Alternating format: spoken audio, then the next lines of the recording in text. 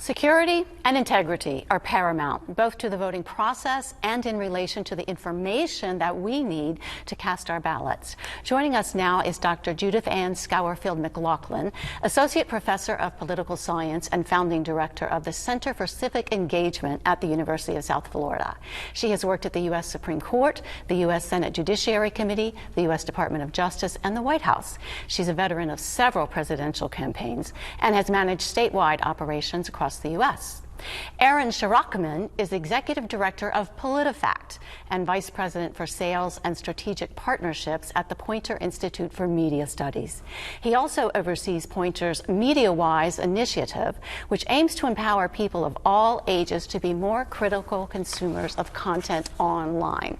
So our supervisors of elections are feeling pretty confident about the voting process in Florida. Is it well-founded, do you think? Absolutely. And I'm really pleased that you were able to bring your viewers behind the scenes. One of my other roles is I run a statewide civics education initiative, and I bring our civic fellows behind the scenes to tour the Supervisor of Elections office and to learn about the processes on the back end and the front end. And it instills a high degree of confidence in individuals who can see how the process actually works. And so thank you for showing your viewers a little bit about what that process is. But yes, I think that voters in Florida should feel very confident with the security of our elections here. Do you agree? I do agree. I mean, I think the one thing we need to make clear is that elections are run locally at the county level. And that means in Florida, there are different processes between county to county. That means across the country that there are lots of different processes. And so it's kind of hard for an average voter or a typical voter to kind of understand what's going on because it's not done the same way, exact same way in every place, right?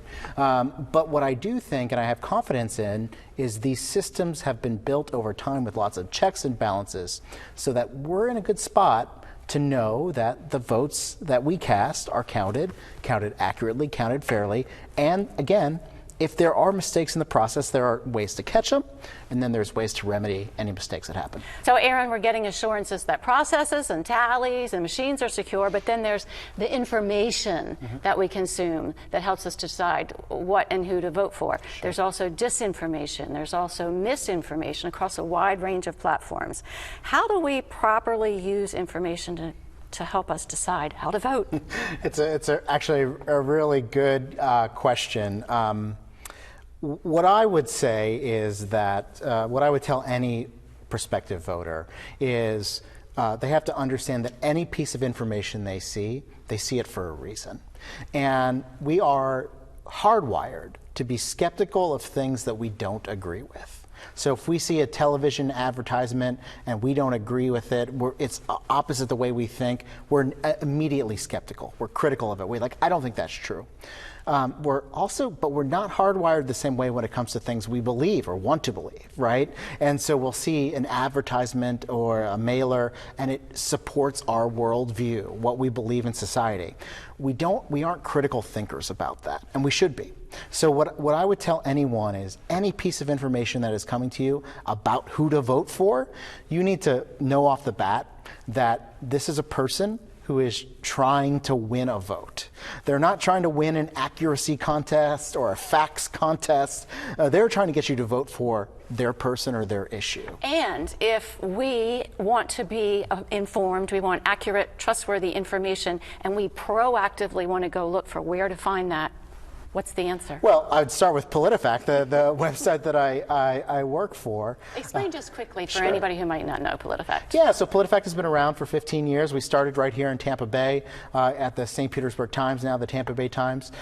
We have fact-checked more than 22,000 different claims, and we rate them on a scale from true to false. And we can go on your website and we can look up whatever issue we want to look at. Whatever you want to look at, and you get all of the sources. There are no off-the-record sources, so you might not agree that it's false, but you could see all the research that we put in to reach our conclusion. It can help you, hopefully, make better decisions about issues and use that how you want in a voting booth. You know, and we're, just to be clear, we're fact-checking the races in Florida and across the country. Right. And you've worked on a number of campaigns, have a lot of experience in this. So how do you combat false and slanted information from impacting elections?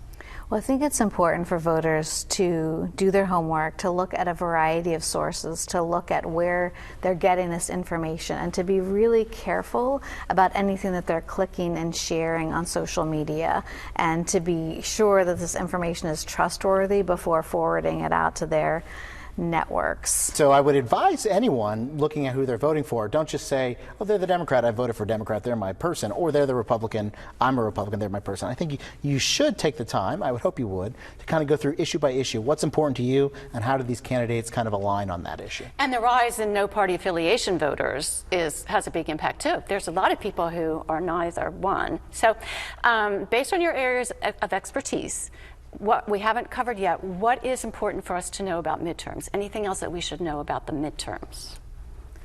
Well, for this election, speaking of voter education and voter engagement, I would suggest to voters that they go on their Supervisor of Elections website and maybe look at the sample ballot. I think folks probably do know whether they want to return the governor or have a change in the administration, but maybe going down the ballot, they may not have thought about some of the judicial races, or we have constitutional amendments.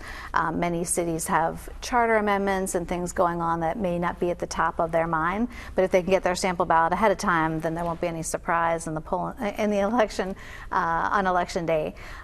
So I would definitely encourage people to go to Politifact, go to other nonpartisan organizations like the League of Women Voters always puts together good voter guides where they can see, both candidates or arguments pro and con.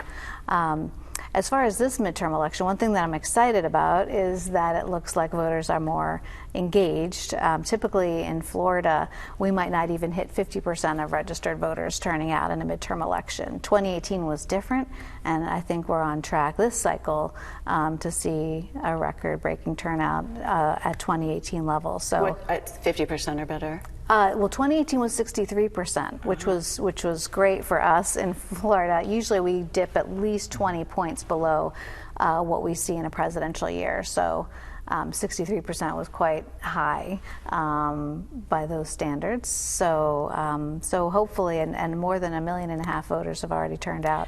That would be a good indicator for democracy if turnout was more. How would you rate the state of democracy in our country today? Oh gosh, well, I'm not a rater, so I won't necessarily give you give me a true false, right? Yeah, I won't do that. I'll say a couple things. This is the first election after redistricting. So for folks who are not necessarily familiar, the state legislature redrew the lines for our state house, our state senate, and our congressional districts. That happened not only in Florida but across the country. One of the things that worries me about the state of our democracy is in Florida and across the country, there are fewer and fewer competitive seats. That certainly has happened here in Tampa Bay, where the governor and other plans have kind of pushed more blue Democratic districts and more red Republican districts. And so for those non-party voters who kind of are interested in who might be the best fit, they kind of are left without a home in some of these races. So that really worries me. And I do think that is something that we should work on. Obviously, the state of Florida passed constitutional amendments to try to get at that. I have to wrap it up, so I'm going to use both of your advice for the last word, which is, so do your homework, get involved, be a part of it. Yes? Okay. Aaron, Judith Ann, thank you both for joining us and for sharing your insights. We appreciate it. You got it.